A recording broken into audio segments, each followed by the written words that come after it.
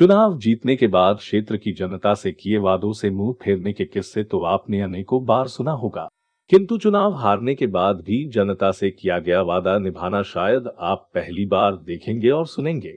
जी हाँ, हम बात कर रहे हैं बालाघाट जिले के कटंगी जनपद के अंतर्गत आने वाली ग्राम पंचायत भजियापार की, जहां हारे हुए प्रत्याशी के द्वारा ग्राम वासियों को दिया गया वचन आज पूरा किया गया है।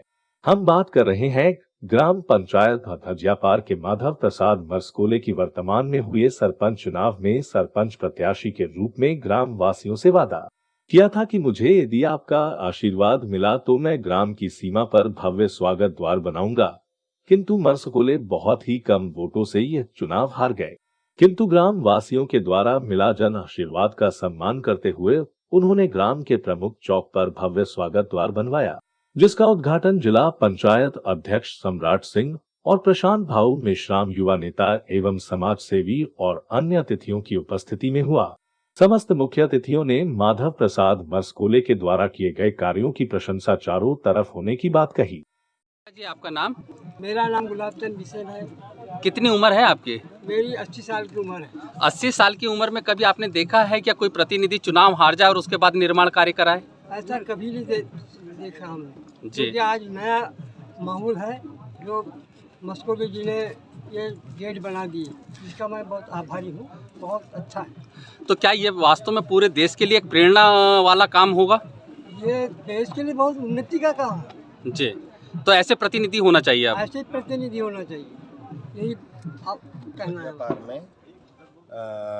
एक गोनाड़ी पंचायत में ये गेट का जो निर्माण हुआ है उसका लोकार्पण के लिए आए हुई है, जो हमारे भाई मस्कोले जी द्वारा बनाया गया है खुद के व्यय पे।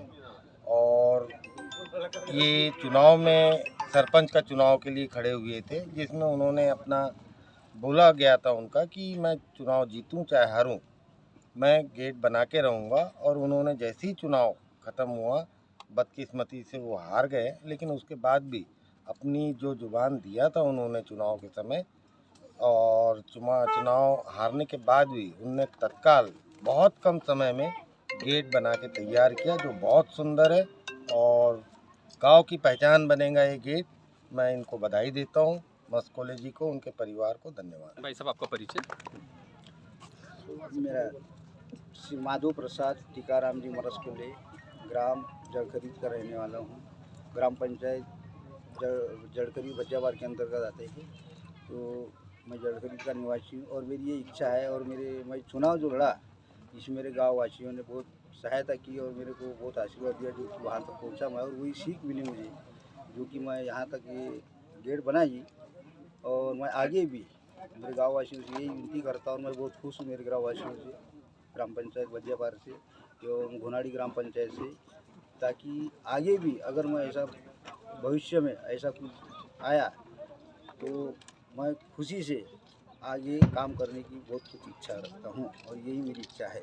मैं ऐसी कार्य जैसे मेरे ग्राम पंचायत भजियापार जो अभी जो सहायता की है, आशीर्वाद दिए, ऐसी अगर रहे तो मैं आने वाले भविष्य में इससे भी आगे अच्छा सुंदर काम करूंगा। ये मेरी इच्छा है। और मेरी जैसे कि आज के समय में राजनीति का जो रूप दिख रहा है वो काफ़ी भयावह है, ऐसी स्थिति में भी हारने के बाद मरसकोले जी के द्वारा जो भव्य द्वार गेट यहाँ पे निर्माण कराया गया है, इसके बारे में आप क्या कहना चाहेंगे? इसके बारे में मैं जनता से अपील करना चाहूँगा कि ऐसे व्यक्तित्व को चुने जो गांव के, समाज के हित के लिए काम करता हो। हम चुनाव के समय में बड़े बड़े लोग जो वादे करते हैं, उस वादों में, उनके बहकावे में आकर के अच्छे प्रतिनिधित्व को खो देते हैं। उसमें से एक जीता जागता उदाहरण मस्कोले जी का है, जिन्होंने निरंतर अपने गांव के लिए हमेशा कुछ न कुछ सहायता की है। और उन्होंने जो कमिटमेंट किया था जनता से चुनाव में आने के बाद, कि मैं पंचायत चुनाव में जब उन्होंने सरपंच का चुनाव लड़ा, कि मेरी ये इच्छा है कि मैं चुनाव जीतूँ या हारूँ। यहाँ भव्य द्वार आज भजियापार और गुनाड़ी के मध्य इन्होंने एक शानदार भव्य द्वार का निर्माण किया है, जो खूबसूरत द्वार है। मैं ऐसे व्यक्तित्व को मैं चाहता हूँ लोग चुन कर के भेजे, जो चुन के अब ये निस्वार्थ उन्होंने अपने जेब से पैसा लगा करके इतना भव्य द्वार बनाया। अगर ऐसे व्यक्तित्व चुन के जाएंगे पंचायत में, विधानसभा में, तो क्या काम हमारे क्षेत्र के लिए नहीं करेंगे। ये बहुत बड़ी सीख है जनता के लिए, हमारे लिए तो है ही है, लेकिन जनता के लिए भी बहुत बड़ी सीख है जो अपने वोटों का उपयोग सही दिशा में नहीं करते। ये उन्हें जनता को सोचना पड़ेगा। ऐसी स्थिति में आप जनता को क्या संदेश देना चाहेंगे?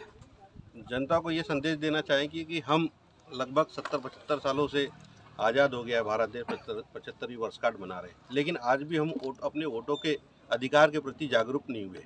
हम अपना जो वोटों का अधिकार है, एक बार हम वोट तो दे देते, फिर 5 साल गाली बकते रहते। तो इससे अच्छा कि अपने वोटों का जो मत है, अधिकार है, वो सोच समझ करके करें, अच्छे व्यक्तित्व को चुने। मैं ऐसा संदेश देना चाहता हूँ।